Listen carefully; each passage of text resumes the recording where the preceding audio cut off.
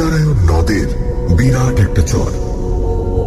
নদীর বাঁধটা একটা বিরাট অজগরের মতো এঁকে বেঁকে চলে গেছে দূর থেকে বহু দূরে।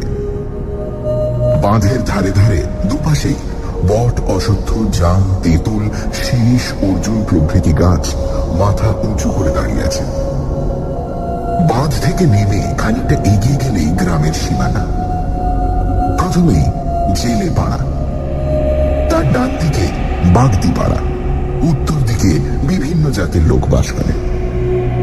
অপরদিকে রূপনারায়ণ নদ ঢেউ তুলে তরতর করে এগিয়ে চলেছে। বাঁধের উপর দিয়ে প্রায় মাইল খানিক গেলেই রূপনারায়ণের প্রকাণ্ড চর। এই চরে গায়ের লোকেরা মরা পোড়ায়। আশেপাশে প্রায় 10খানা গায়ের মধ্যে ওই একটাই শ্মশান। শ্মশানের কাছাকাছি অনেক নাম না জানা বড় বড় গাছ আর ঝোপঝাড়। পাড়া গায়ের শ্মশান যে কত ভয়ঙ্কর না দেখলে বিশ্বাস করা যায় না।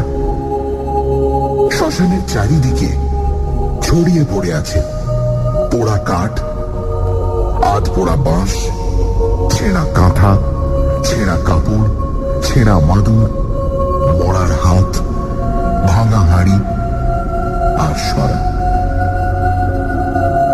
যারা মরা পোড়াতে পারে না তারা সব মরা আর ছোট ছোট ছেলে মেয়েদের মরা মাটিতে পুঁতে দিয়ে যায়। তারপর সেই সব মরা মাটির ভেতর থেকে টেনে বের করে শেয়াল, কুকুর আর শকুন মনের আনন্দে ছেড়ে ছেড়ে খায়। কাছের ঝাঁকড়া শিরিষ গাছটায় একদল শকুন থাকে। হঠাৎ একদিন ঘটে গেল একটা ব্যাপার। বাগদিপাড়ার নগেন দলুই বউয়ের সঙ্গে ঝগড়া করে বাড়ি থেকে চলে যায়। প্রায় 4 দিন কেটে গেল, সে আর বাড়ি ফিরে না দেখে সবাই চিন্তা করল। যেখানে যত আত্মীয় ছিল খোঁজ নেওয়া হলো, কিন্তু কোনো সন্ধান পাওয়া গেল না তার।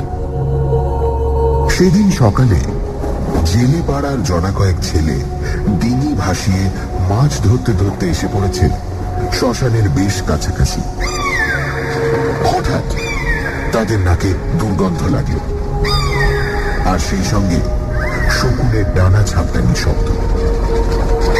সঙ্গে সঙ্গে তারা দেখল নগেন দলুইয়ের পচা গলা মৃতদেহটা চরে এসে আটকে আছে। শকুনে খানিকটা ছিঁড়ে খেয়েছে।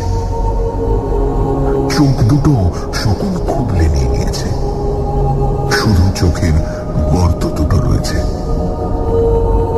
জেলেরা এই বীভৎস দৃশ্য দেখে বাগদিপাড়ায় সংবাদ দিল। সকলে তখন সেখানে ছুটে এসে দেখল এত দুর্গন্ধ ছড়াচ্ছে যে কারো সাধ্য নেই সেখানে দাঁড়ায়। তখন সবাই নাকে কাপড় চাপা দিয়ে মরাটার পায়ে দড়ি বেঁধে শ্মশানের ভেতরে এনে মাটি চাপা দিয়ে চলে গেল। রাত্রির বেলা মাটির ভেতর থেকে নগেনের মৃতদেহটা তুলে শেয়াল, কুকুরে খেয়ে ফেলল। নগেন দলুইয়ের অবস্থা মোটামুটি ভালোই ছিল। তার 2টি ছেলে, তাদের বিয়ে হয়ে গেছে। তারা ভালোভাবেই বাপের শ্রাদ্ধ করল। জেলে পাড়া, বাগদি পাড়ার অনেকেই নিমন্ত্রণ খেয়ে গেল। এই ঘটনার পর প্রায় 1 মাস কেটে গেল। তারপর থেকেই নানা রকম অবিশ্বাস্য ঘটনা ঘটতে লাগলো। কখনো বাগদিপাড়া থেকে, আবার কখনো জেলে পাড়া থেকে হাঁস, মুরগি, ছাগল চুরি যেতে লাগলো। একদিন নগেনের বউ রাত্রে একটা শব্দ শুনে এসে দেখল তাদের আম গাছটার নিচে যেন একজন সাদা কাপড় গায়ে জড়িয়ে দাঁড়িয়ে আছে। সে ভয় পেয়ে চেঁচাতে চেঁচাতে ঘরে এসে দরজা বন্ধ করে দিল। মায়ের চেঁচানি শুনে ছেলেরা হারিকেন হাতে নিয়ে বাইরে এসে চারিদিকে দেখল, কিন্তু কাউকেই দেখতে পেল না। তখন তারা বলাবলি করতে লাগলো ওসব মনের ভুল, গাছের ছায়া দেখে মা ভয় পেয়েছে। রাত্রে বাঁধের ওপর আর শ্মশানেও একটা কঙ্কালকে ঘোরাফেরা করতে দেখে গায়ের সবাই ভয় পেয়ে গেল। রাত্রে শ্মশানে মরা নিয়ে আসা বন্ধ করে দিল সবাই। জেলেরা সারাদিন রূপনারায়ণে মাছ ধরে। সন্ধে হলেই যে যার বাড়ি ফিরে আসতে লাগলো। এমনকি বাঁধের ওপর দিয়েও লোক চলাচল বন্ধ হয়ে গেল। সন্ধে হলেই রাস্তা একেবারে ফাঁকা। সেদিন রাখাল জেলের একটা বাছুর গেল হারিয়ে। সারাদিন খোঁজ করা হলো, কিন্তু কোথাও পাওয়া গেল না বাছুরটাকে। একদিন পরে একজন লোক শ্মশানের দিকে এসে দেখল রাখাল জেলের বাছুরটা মরে পড়ে আছে। তার আধখানা কে যেন চিবিয়ে খেয়েছে। বাকিটা পড়ে আছে একটা গাছের তলায়। খবরটা শুনে রাখাল এসে দেখল ব্যাপারটা। কি করবে, তাই সে কিছু না বলে চলে এলো সেখান থেকে। মনে মনে সে বুঝল নগেন দলুই ভূত হয়ে এসব কাণ্ড করছে। জেলিপাড়ার ফকির আর নিধিরাম দেখল নগেনের বাড়ির দরজার কাছে একটা আবঝা মূর্তি দাঁড়িয়ে আছে। সারা দেহ তার সাদা কাপড়ে ঢাকা। ওরা চোর ভেবে জিজ্ঞাসা করলো, ওখানে কে রে?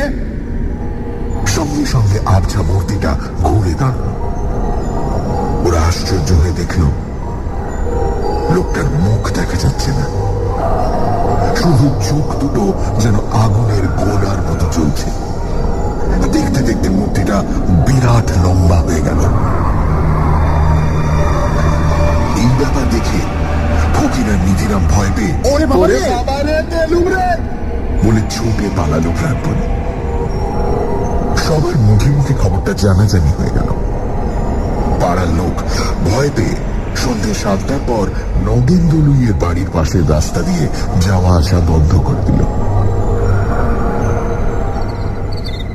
ফকির জেলে নগেনের ছেলে দুটোকে বলল, বাপু, ব্যাপার খুব সুবিধের মনে হচ্ছে না।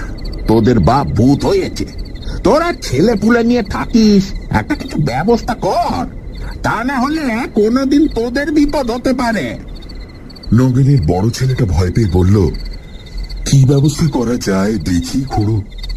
মাও একদিন দেখেছিল, আমরা তার কথা বিশ্বাস করিনি, কিন্তু এখন দেখছি বিশ্বাস না করে উপায় নেই।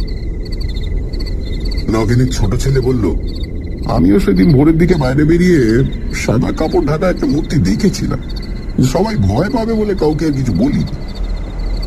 নিধিরাম সব শুনে কিছুক্ষণ ধরে কি যেন ভাবল, তারপর গম্ভীর ভাবে বলল, এখানে তো তেমন ভূতের ওঝাও নেই, তবে শুনেছি মহেশপুরে একজন লোক আছে, সে নাকি ভূত ছাড়ায়। তোরা তার কাছে যা, সে কি বলে দেখ। এই পরামর্শ দিয়ে ফকির আর নিধিরাম যে যার বাড়ি চলে গেল। নগেনের বড় ছেলে তার ছোট ভাইকে বলল, মহেশপুর এখান থেকে প্রায় 4 ক্রোশের ওপর, যেতে আসতে প্রায় 9-10 ক্রোশ। আজকে তো আর যাওয়া সম্ভব নয়, কাল সকালেই সাইকেল নিয়ে বেরিয়ে যাব, বিকেলে তাহলে ফিরে আসতে পারবো। এইভাবেই দু ভাই যুক্তি করল। সেদিন রাত্রি ঘটনাটা ঘটল নগেনের বাড়িতে। রাত্রে খাওয়া দাওয়া সেরে বাড়ির সবাই ঘুমিয়ে পড়েছিল। রাত তখন প্রায় 2-2:30 হবে। হঠাৎ হাঁস মুরগির ঘরে ঝটপটানি আর কোক কোক শব্দ শুনে ঘুম ভেঙে গেল নগেনের বউয়ের। নগেনের বউ ভাবল বোধহয় হাঁস মুরগির ঘরে শিয়াল ঢুকেছে। এই কথা মনে করে সে একটা হ্যারিকেন জেলে আর একটা লাঠি নিয়ে বেরিয়ে এলো ঘর থেকে। উঠোনে পা দিতেই সে দেখল খুব লম্বা একটা লোক দাঁড়িয়ে আছে উঠোনের মাঝখানে। তার লম্বা লম্বা লিকলিকে হাত দুটোতে দুটো মুরগি, আর সেই মুরগি দুটো ছেড়ে চিবিয়ে খাচ্ছে। এই দৃশ্য দেখে নগেনের বউ আ করে চিৎকার করে অজ্ঞান হয়ে গেল। সেই শব্দ শুনে ছেলেরা বউরা সব ছুটে এলো হ্যারিকেন নিয়ে। উঠোনের মাঝখানে মাকে অজ্ঞান হয়ে পড়ে থাকতে দেখে তাড়াতাড়ি জল পাখা নিয়ে এসে সবাই শুশ্রূষা করতে লাগলো। বেশ কিছুক্ষণ সেবা করার পর জ্ঞান ফিরে এলো নগেনের বউয়ের। ছেলেরা জিজ্ঞেস করলো, কি হলো মা, তুমি অজ্ঞান হয়ে গেলে কেন? নগেনের বউ তখন হাঁপাতে হাঁপাতে দু এক কথায় ছেলেদের সব ব্যাপারটা বলে উঠোনের যেখানে কঙ্কালটা দাঁড়িয়েছিল সেইখানে ইশারা করে দেখিয়ে দিল। সবাই আলো হাতে নিয়ে উঠোনের মাঝখানে গিয়ে দেখল চারিদিকে মুরগির পালক আর রক্ত ছড়ানো রয়েছে, কিন্তু ধারে কাছে কাউকেই দেখা গেল না। ছোট ছেলে বলল, হয়তো শেয়াল ঢুকে মুরগি খেয়েছে। রাতের অন্ধকারে শেয়ালের চোখ দুটো তো দপদপ করে জ্বলে, মা হয়তো তাই দেখেই ভয় পেয়ে অজ্ঞান হয়ে গেছে। ছেলেদের কথা শুনে নগেনের বউ বলল, তোরা আমার কথা বিশ্বাস করলি না তো, কিন্তু আমি স্পষ্ট দেখেছি খুব লম্বা একটা মূর্তি উঠোনে দাঁড়িয়ে আছে। তার সারা গাটা সাদা কাপড়ে ঢাকা, মুখটাও দেখা যাচ্ছে না, চোখ দুটো দপদপ করে জ্বলছে। তার লিকলিকে লম্বা হাত দুটায় দুটো দুটো মুরগি, সে মুরগি দুটো ছিঁড়ে ছিঁড়ে খাচ্ছে। এইসব কথাবার্তা হচ্ছে নিজেদের মধ্যে এমন সময় বাড়ির পেছন দিকে শোনা গেল একটা ভয়ঙ্কর হাসির শব্দ।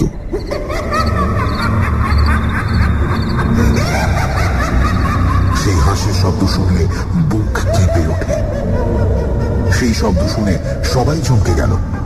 তারা বুঝতে পারল এটা একটা ভৌতিক কাণ্ড ছাড়া আর কিছুই হতে পারে না। ভয় পেয়ে সবাই ঘরে ঢুকে বসে রইল সকাল হওয়ার অপেক্ষায়। পরের দিন নগেনের বড় ছেলে সাইকেল নিয়ে চলে গেল সেই প্রায় 4 ক্রোশ দূরে মহেশপুরের ওঝার বাড়িতে। কিন্তু মুশকিল হলো ওঝা তখন অসুস্থ। নগেনের ছেলে একে একে সব কথা বলল তাকে। ওঝা সব কথা মন দিয়ে শুনে বলল, দেখো বাবা, আমার বয়স হয়েছে, তাছাড়া আজ 1 সপ্তাহের ওপর আমি হাঁটতে পারছি না। একটু সুস্থ হলেই আমি গিয়ে সব ব্যবস্থা করে দেব। এখন বলো তোমাদের ঘরে মোট কতজন লোক? নগেনের ছেলে বলল, সব শুদ্ধ 8 জন। ওঝা বলল, আমি তোমাকে 8টা মাদুলি দিচ্ছি, কালো সুতোয় বেঁধে হাতে বেঁধে রাখবে আর ছেলেদের গলায় বেঁধে দেবে। আর এই 4টে পেরেক দিচ্ছি, তোমাদের ভিটের 4 কোণে পুঁতে দাও, তাহলে সে আর তোমাদের বাড়ির সীমানায় আসতে পারবে না।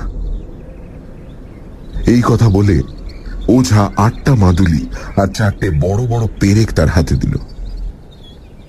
পেরেক আর মাদুলি নিয়ে নগেনের বড় ছেলে বিকেলের দিকে ফিরে এলো। তারপর ওঝার কথা মতো সকলকে মাদুলি পরানো হলো আর পেরেক পুঁতে দেওয়া হলো। সেদিন থেকে নগেন দলুইয়ের বাড়িতে ভূতের উপদ্রব কমে গেছে বটে, কিন্তু গ্রামে উপদ্রব। গায়ের লোকের ঘর থেকে হাঁস, মুরগি আর ছাগল প্রায় চলে যেতে লাগলো। অন্ধকারে সেই ছায়ামূর্তিকেও দেখলো অনেক লোক। তাছাড়া কারুর কারুর বাড়িতে গভীর রাতে ইট পড়তে লাগলো দুমদাম করে। আবার কারুর বাড়িতে গরুর হাড়, মোষের হাড়, মানুষের হাড় পড়তে লাগলো। আবার কারুর ঘরে চালে মরা পোড়া কাঠ, বাঁশ পড়তে লাগলো। সারা গায়ের লোক ভয়ে কাঠ হয়ে গেল। সন্ধে হতে না হতেই যে যার ঘরে ঢুকে দরজা বন্ধ করে বসে ভয়ে রাত কাটাতে লাগলো।